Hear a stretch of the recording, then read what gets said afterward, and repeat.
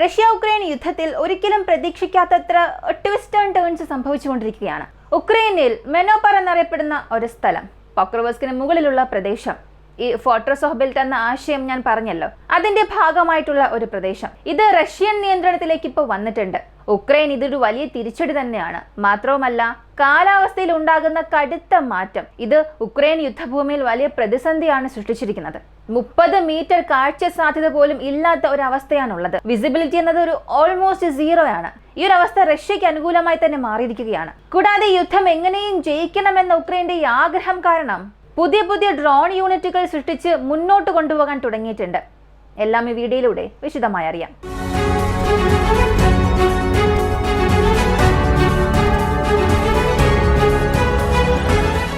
ആദ്യം MiG-31 കുറിച്ചുള്ള വാർത്തകൾ അറിയാം. MiG-31 സംബന്ധിച്ച വാർത്ത മുൻപ് തന്നെ വന്നതല്ലേ. ഉക്രൈൻ തന്നെ പറഞ്ഞു, ഇത് ഞങ്ങൾ ചെയ്തതല്ല, റഷ്യ പബ്ലിസിറ്റി സ്റ്റണ്ട് നടത്തുന്നു, ഞങ്ങൾക്ക് ഇതുമായി യാതൊരു ബന്ധവും ഇല്ല എന്നൊക്കെ. പിന്നെയും എന്തിനാണ് ഇതിനെക്കുറിച്ച് പറയുന്നതെന്ന് ചോദിച്ചാൽ യാഥാർത്ഥ്യം അതല്ലായിരുന്നു. ഈ സംഭവം നടന്നു എന്നതിന് തെളിവ് റഷ്യയുടെ കൈവശം തന്നെയുണ്ട്. റഷ്യയുടെ കിൻസാൽ മിസൈലുകളെ കുറിച്ച് ഉക്രൈൻ മുൻപ് പറഞ്ഞിരുന്നു. ഇപ്പോൾ ഉക്രൈൻ MiG-31 വേണം, MiG-31 ഉപയോഗിച്ച് കിൻസാൽ മിസൈൽ കൊണ്ടുവരണം എന്നുള്ളതാണ് ദൗത്യം. ഇതിന് റഷ്യ പറഞ്ഞത്, ഇത് നിങ്ങൾക്ക് ഞങ്ങളോട് തന്നെ ചോദിക്കാമായിരുന്നല്ലോ, എന്തിനാണ് ഇതിനു വേണ്ടി പൈലറ്റിനെ സമീപിച്ചത്? തുടർന്ന് റഷ്യ തന്നെ 4 കിൻസാൽ മിസൈൽ ഉക്രൈന് ഫ്രീ ഓഫ് കോസ്റ്റ് തന്നെ എത്തിച്ചിട്ടുണ്ട്. ഈ ഒരു ഡെലിവറി നടന്ന സ്ഥലം ഏതാണെന്ന് അറിയണ്ടേ? ഒന്നാമത്തേത് കിയോ റീജിയനിലുള്ള ബ്രോവറി, മറ്റൊന്ന് ക്ലിമാറ്റ്സ്കി റീജിയനിലുള്ള സ്ട്രാക്കോസ്ട്രാന്റിനോവ എയർഫീൽഡ് ആണ്. വാസ്തവത്തിൽ ഞാൻ ഈ ഡെലിവറി എന്ന് പറഞ്ഞത് ഒരു തമാശയ്ക്കാണ്. ഈ 2 ഇടങ്ങളിലും റഷ്യ കിൻസാൽ മിസൈൽ ഉപയോഗിച്ച് ആക്രമിച്ചിട്ടുണ്ട്. സ്ട്രാക്കോസ്ട്രാന്റിനോ എയർഫീൽഡ് ഇത് ഉക്രൈന്റെ പ്രധാനപ്പെട്ട ഇന്റലിജൻസ് ഹബ്ബാണ്. കൂടാതെ F-16 എയർക്രാഫ്റ്റ് ഓപ്പറേഷൻസ് നടത്തുന്ന സ്ഥലവും ആണ്. ഉക്രൈൻ ഈ F-16 നിരന്തരം ഉപയോഗിക്കുന്നത് കൊണ്ട് അതിന്റെ സാറ്റലൈറ്റ് ചിത്രങ്ങളും ഡ്രോൺ വിഷ്വൽസും ഒക്കെ ഉപയോഗിച്ച് റഷ്യ ഇത് സ്ഥിരീകരിച്ചിട്ടുമുണ്ട്. കാരണം ഈ ഉക്രൈൻ F-16 സൂക്ഷിച്ചിരിക്കുന്ന സ്ഥലങ്ങളെയൊക്കെ വളരെ രഹസ്യമായാണ് സൂക്ഷിക്കുന്നത്. വിമാനം പുറത്തൊന്നും കാണപ്പെടാറേ ഇല്ല. ഒരു മിഷന് വേണ്ടി പോകുന്ന സമയത്ത് മാത്രമേ അത് ഹാങ്ങറിൽ നിന്ന് പുറത്തേക്ക് വരികയുള്ളൂ. ഇങ്ങനെ പുറത്ത് വന്ന് ആക്രമണങ്ങൾ നടത്തി കഴിഞ്ഞതിന് ശേഷം പിന്നീട് ഈ യുക്രൈൻ്റെ എയർ ഡിഫൻസ് പാട്രോൾ ആളുകൾ റൺവേയിൽ ലാൻഡ് ചെയ്ത് വീണ്ടും ഹാങ്ങറിലേക്ക് തന്നെ കൊണ്ടുപോകും. അതുകൊണ്ട് ഈ വിമാനങ്ങൾ എവിടെയാണ് പാർക്ക് ചെയ്തിരിക്കുന്നത് എന്ന് പെട്ടെന്ന് അറിയാനും സാധിക്കില്ല.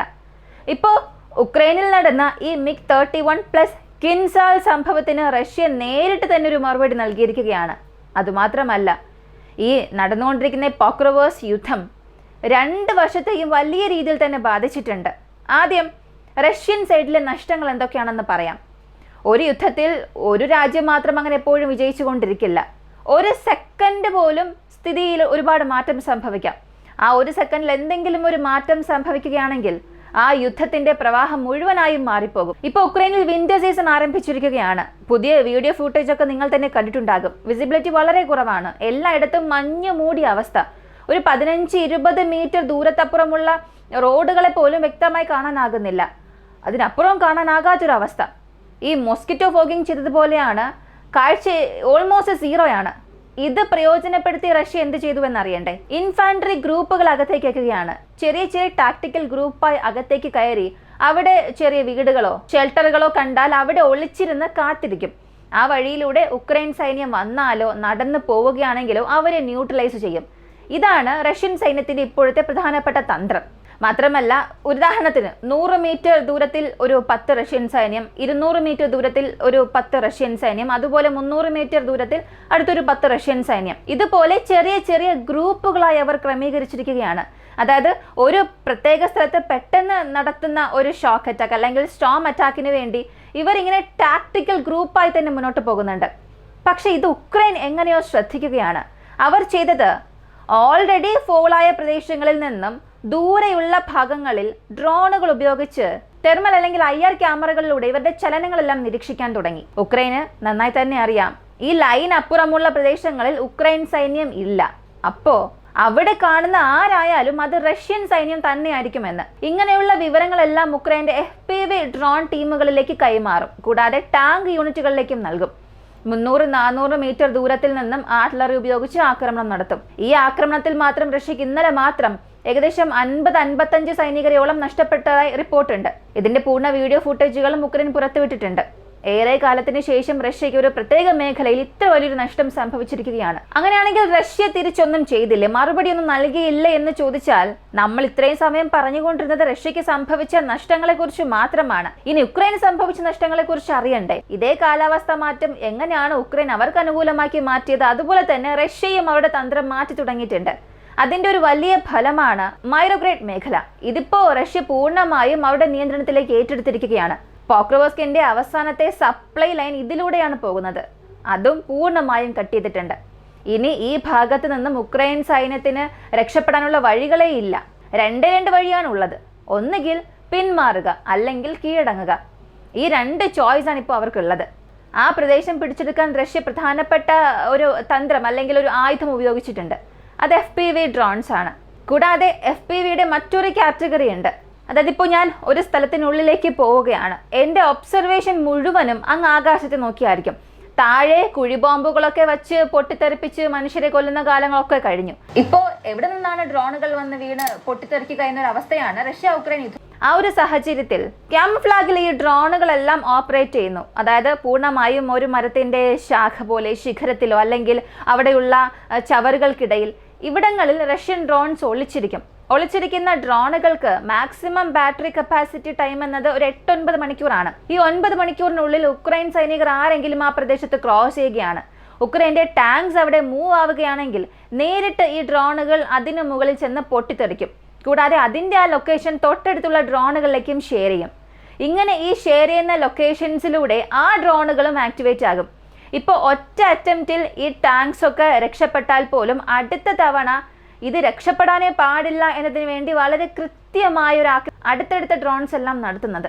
ഇതിലൂടെ റഷ്യക്ക് വലിയൊരു വിജയം തന്നെ ലഭിക്കുന്നുണ്ട്. കൂടാതെ ഈ FPV ഗ്ലൈഡ് ബോംബ്സ് 3 മാസത്തിന് ശേഷം റഷ്യ കൂടുതൽ എണ്ണത്തിൽ ഈ പോക്രോവോസ്കിലും ഇപ്പോൾ വീണ ഈ മൈറോഗ്രാഡ് പ്രദേശത്ത് ഉപയോഗിച്ചിട്ടുണ്ട്. റെക്കോർഡ് ബ്രേക്കിംഗ് നമ്പേഴ്സായി തന്നെ മാറിയിട്ടുണ്ട്.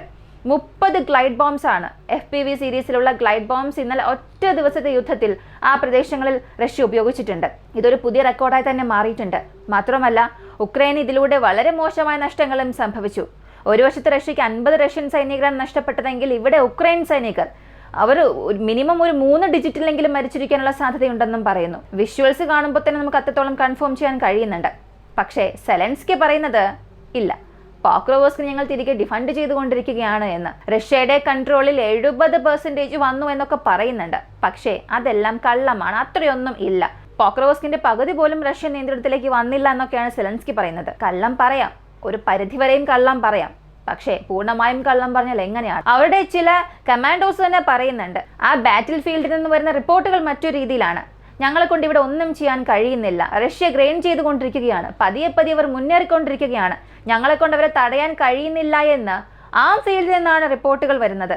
പക്ഷേ സെലൻസ്കി ഇതിനെല്ലാം പൂർണ്ണമായും വിരുദ്ധമായിട്ടാണ് സംസാരിക്കുന്നത്. മറ്റൊരു കാര്യം കൂടെ പറയേണ്ടതുണ്ട്.